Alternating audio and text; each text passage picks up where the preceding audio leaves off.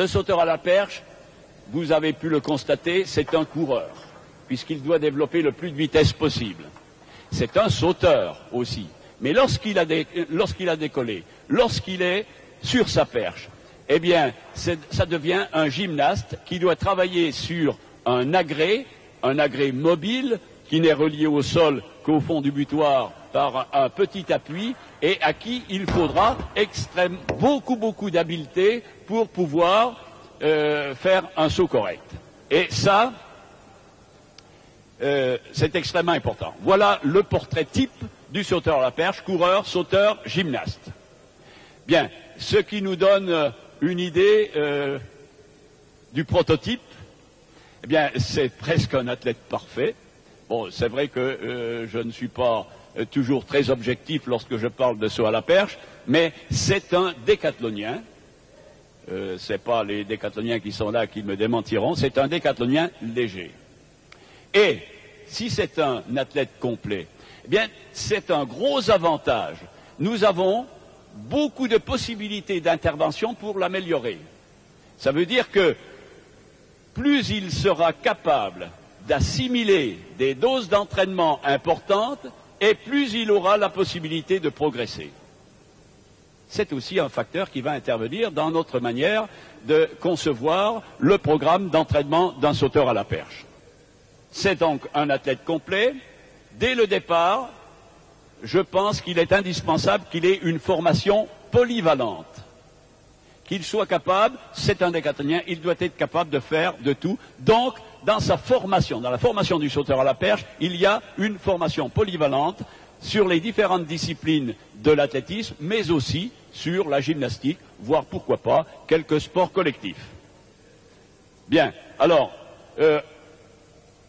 cette vitesse, on la retrouve dans l'énergie cinétique, mais cette énergie cinétique qui se transforme en énergie potentielle, eh bien, quand on la récupère avec son poids de corps. Plus le poids du corps est léger, et mieux ça vaut quand on récupère l'énergie.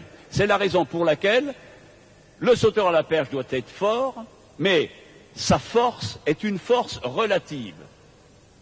Par rapport à un lanceur, par exemple, qui a un poids en lancer le plus loin possible, de 7,257 kg, nous, on joue avec notre poids de corps. Et notre objectif, ce sera d'être le plus fort possible avec le moins de poids de corps possible.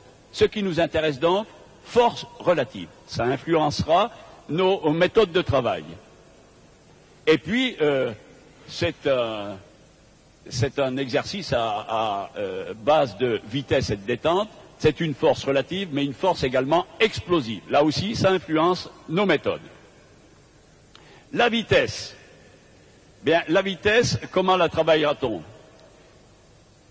Déjà, l'attitude de course doit être haute.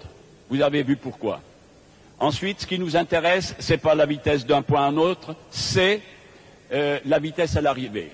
Plutôt que de faire de la vitesse, on fait des accélérations. Il y a également des notions de rythme.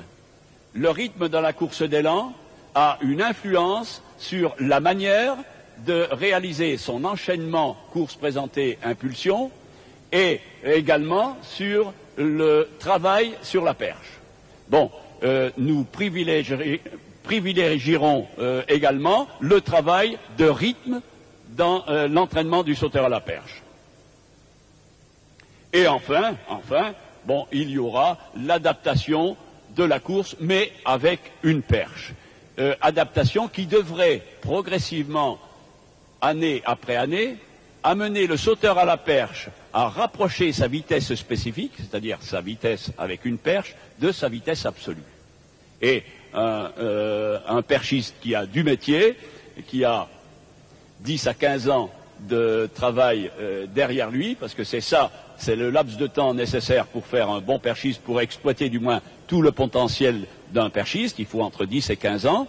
Eh bien, un perchiste de 10 à 15 ans a une vitesse spécifique, une vitesse perche en main, qui est proche de sa vitesse absolue. C'est le fin du fin.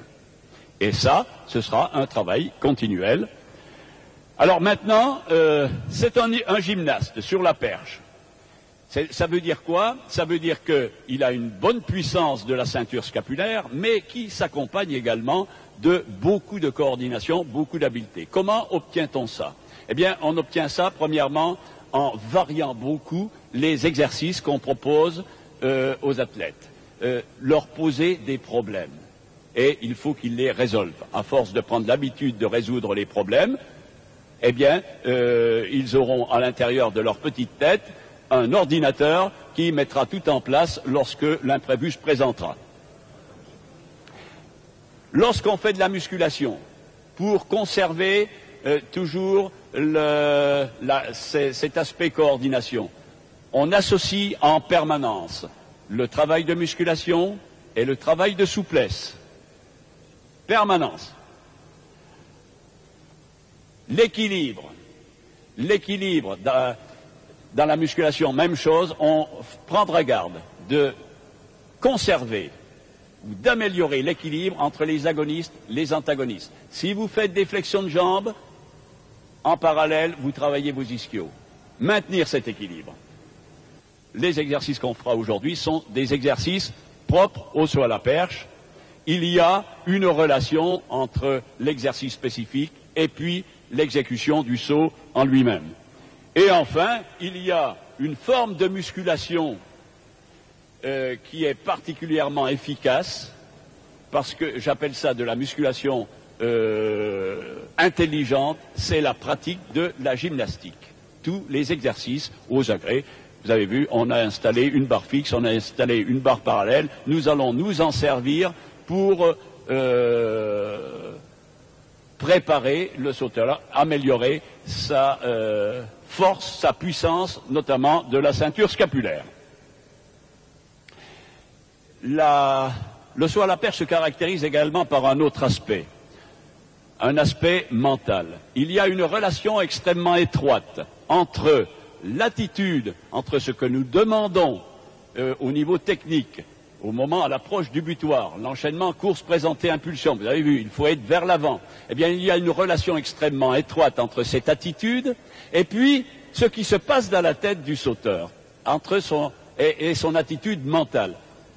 Un exemple, un sauteur qui n'a pas confiance, qui a du doute, eh bien, lorsqu'il approche de son butoir, il a les épaules qui se reculent. Il se met dans une position qui techniquement est mauvaise. Ce n'est pas la technique qui est mauvaise, c'est l'attitude mentale.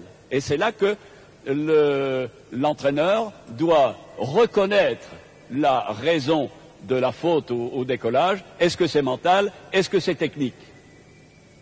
Il y a une relation donc très étroite entre l'attitude technique et l'attitude mentale. Et ça fait partie de l'entraînement. C'est la raison pour laquelle, à l'entraînement, eh bien, on utilise des tas de procédés pour améliorer la motivation. Par exemple, j'utilise beaucoup, en ce qui me concerne, la dynamique de groupe. Les gens en présence, en concurrence, en permanence, de l'ambiance et de la concurrence. Ça, c'est un mélange détonnant qui est très bon pour le saut à la perche. Et enfin, ce qui peut également améliorer la motivation, nous devons veiller à ce que le matériel que nous proposons aux sauteurs soit d'abord sécurisant. C'est le cas ici, vous avez une structure qui est absolument remarquable. Ça doit être le cas partout, il faut y veiller. Il faut également que les perches que vous mettez à la disposition des sauteurs correspondent à ce qu'ils valent. Je veux dire par là que vous commencez à initier un sauteur. Vous avez les perches qui lui conviennent. Et puis, il progresse. Il prend un peu plus de vitesse. Sa transmission d'énergie dans la perche est meilleure. Son enchaînement course présentée impulsion est meilleur. Et à ce moment-là, les perches deviennent trop souples. Il faut passer à des perches suivantes. Si vous n'avez pas la possibilité matérielle de le faire, eh bien, votre progression est foutue. Tout simplement parce que, non seulement le sauteur ne progresse pas, mais il régresse. Compte tenu qu'il est meilleur dans l'énergie qu'il développe, qu'il est meilleur dans la transmission à la perche, si la perche reste la même, il saute moins haut, la perche devient trop souple. Donc, c'est aussi un aspect important qui rentre dans l'entraînement. Vous voyez, ce n'est pas le conseil technique, mais c'est l'organisation qui est autour et qui est quelquefois aussi efficace que le conseil technique que vous pouvez donner. Et puis, le dernier point qui intervient dans l'entraînement, c'est une discipline à risque. C'est une discipline à risque, donc il faut mettre en place en parallèle un suivi de vos athlètes. Il faut tous les ans pouvoir les passer, leur faire un examen médical, voir si la colonne vertébrale se tient bien, etc. Il faut avoir en parallèle la possibilité d'intervention pour régler préventivement, dans un premier temps, ou pour régler tout de suite des problèmes qui se posent lorsque le sauteur saute. Bon, voilà les grandes lignes ou les principes qui vont permettre d'établir le programme d'entraînement du sauteur à la perche.